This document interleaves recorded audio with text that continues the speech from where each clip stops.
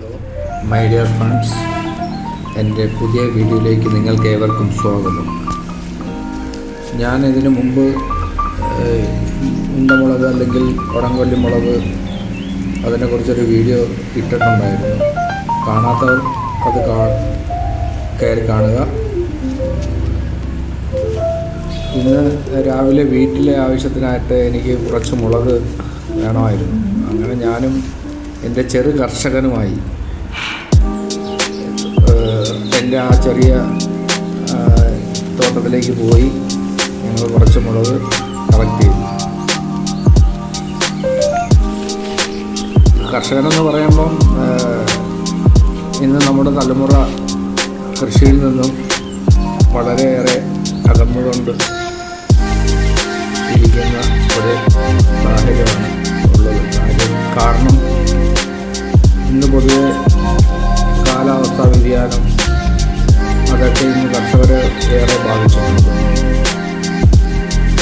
ഇപ്പം നമ്മുടെ പുതിയ തലമുറയ്ക്ക് മുമ്പൊക്കെ നമുക്ക് കൃഷി എന്താണെന്നും അതിനെക്കുറിച്ച് കുറേ അറിവുകളൊക്കെ നമ്മുടെ സമൂഹത്തിൽ നിന്നും നമുക്ക് ലഭിച്ചിരുന്നു. എന്നാൽ ഇന്നത്തെ പുതിയ തലമുറയ്ക്ക് ഇതിനെക്കുറിച്ച് കൂടുതൽ അറിവുകൾ ലഭിക്കുന്നില്ല. കാരണം കൃഷിപ്പാടങ്ങളില്ല.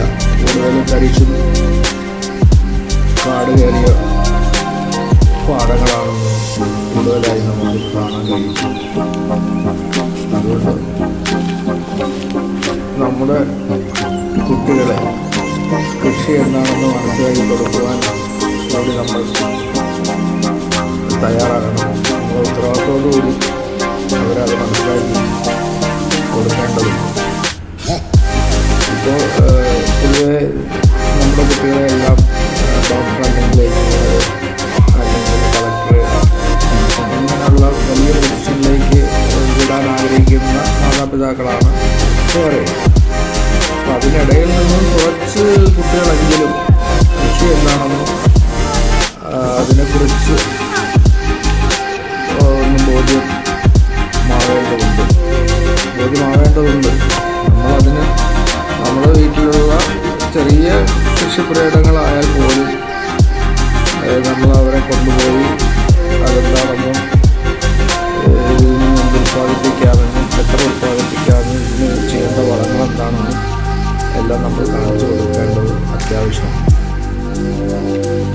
എന്തായാലും ഞാനിപ്പം ഈ ഉണ്ടമുളക് ഒരു 10 മൂടോളം വീട്ടിലെ ആവശ്യത്തിന് വേണ്ടി നട്ടതാണെങ്കിൽ എനിക്ക് പുറത്ത് കൊടുത്തു വിറ്റും എനിക്ക് പൈസ കിട്ടിയിട്ടുണ്ട്. അപ്പം ഞാൻ 1-2 പ്രാവശ്യം കടകളിൽ കൊണ്ടുചെന്ന് ഇത് ഹോൾസെയിൽ എനിക്ക് അവർക്ക് കൊടുത്തു. എനിക്ക് ഏകദേശം 1 കിലോയ്ക്ക് 500 രൂപ വെച്ച് കിട്ടി. അവർ ഏകദേശം എനിക്ക് തോന്നുന്നു 1000 രൂപ വരെ വിൽക്കുന്നുണ്ടെന്നാണ് എനിക്ക് തോന്നുന്നത്. അത്രയ്ക്ക് ഡിമാൻഡാണിന്ന് ഈ കാർഷിക വിഭവങ്ങൾക്ക്, കാർഷിക ഉൽപ്പന്നങ്ങൾക്ക് ഇന്ന് വളരെ ഡിമാൻഡാണ് മാർക്കറ്റിൽ. അതുകൊണ്ട് കൃഷിയിലേക്ക് നമ്മളെല്ലാവരും ഇറങ്ങി വരണം.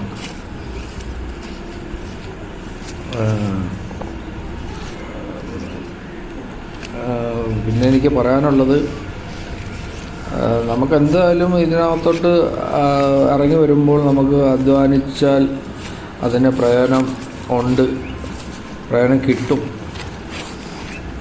എന്നുള്ളത് 100% ഉറപ്പാണ്. അതുകൊണ്ട് ആരും ഉപേക്ഷ വിചാരിക്കരുത് എന്ന് ഞാൻ ഈ അവസരത്തിൽ പറയുകയാണ്. എൻ്റെ വീഡിയോ കണ്ട എല്ലാവർക്കും നന്ദി. എൻ്റെ വീഡിയോ കണ്ടിട്ട് നിങ്ങൾ അഭിപ്രായം പറയുക, കമൻറ്റ് ചെയ്യുക, ഷെയർ ചെയ്യുക. ഓക്കെ.